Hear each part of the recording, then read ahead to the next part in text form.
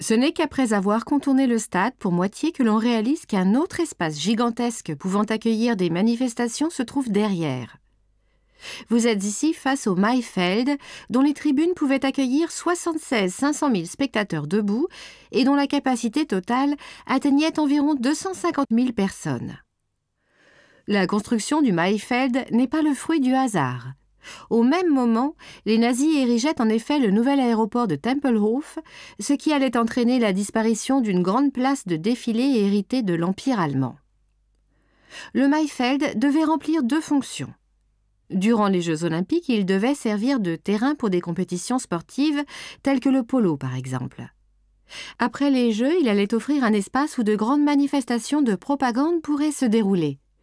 À l'origine, une grande chaire d'orateurs se trouvait au centre de la tribune, au-dessus de l'ouverture du tunnel. La visite de Benito Mussolini en septembre 1937 représente l'une des plus grandes manifestations ayant eu lieu ici. Les nazis voulaient impressionner leur plus important allié. Ce furent donc des dizaines de milliers d'Allemands en liesse qui saluèrent à chaque fois le Duce aux différentes étapes de son voyage en Allemagne. Le tout accompagné de grandes parades et manœuvres militaires. Le discours de clôture fut prononcé sur le Maifeld. Un public serré remplissait la vaste étendue de gazon et les tribunes, à tel point que même l'intérieur du stade et le complexe aquatique étaient combles. De la chaire du Führer, les deux dictateurs flanqués de Goebbels, le ministre de la Propagande, prononcèrent leur discours. Hitler maintint qu'il parlait devant 1 million de spectateurs. De toute évidence, une exagération, le complexe sportif dans son ensemble ne pouvant accueillir plus d'environ 400 000 personnes. Les deux despotes traversèrent ensuite les foules qui avaient formé une haie entre les sculptures des meneurs de chevaux. Ils descendirent les escaliers du marathon pour atteindre le stade, où ils assistèrent ensuite à un défilé au flambeau de la Wehrmacht. Cette mise en scène est caractéristique de l'utilisation de la propagande sous l'État nazi en vue de générer une fascination massive.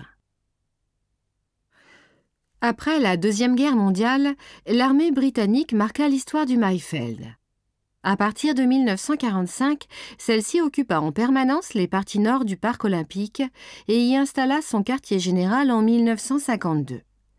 Un défilé en l'honneur de l'anniversaire de la reine Élisabeth s'y déroulait chaque année, défilé auquel la reine elle-même assista plusieurs fois. Une manifestation à ne pas manquer pour quiconque avait quelque influence à Berlin-Ouest. Le reste du temps, le polo était très pratiqué. Nombre d'officiers en poste au Forum allemand du sport s'adonnant à ce sport avec passion, et ce jusqu'à leur départ de Berlin en 1994. De nos jours, le Maifeld est utilisé de façon polyvalente. L'année 2010 a vu un retour d'une compétition de polo de première classe avec la Coupe du Maifeld de Berlin, et le comité de cricket berlinois représente pour sa part le sport populaire. Le Maifeld sert aussi souvent d'arrière-boutique logistique. La photo que vous voyez représente le village de tentes qui y avait été installé pour la Coupe du monde de football de 2006. La partie gauche comportait des salles de travail pour les journalistes, ceux-ci pouvant atteindre très facilement la zone de presse de l'anneau supérieur du stade en empruntant un pont temporaire. Ces locaux répondaient à un besoin urgent car environ 3500 journalistes étaient accrédités pour la finale. Les bâtiments nettement plus élaborés sur le côté droit étaient des zones VIP pouvant accueillir jusqu'à 3000 visiteurs. Des chapiteaux de capacité similaire sont aussi montés pour la finale de la Coupe d'Allemagne. Depuis 2006, la Pironale a lieu 2 soirs de septembre sur le Maifeld. Durant cette compétition, les meilleurs pyrotechniciens du monde s'affrontent pour le plus grand plaisir des spectateurs. Ceux-ci prennent place dans de grandes tribunes spéciales montées devant le stade ou tout simplement sur les esplanades d'herbe situées devant. Année après année, cet événement attire près de 70 000 personnes.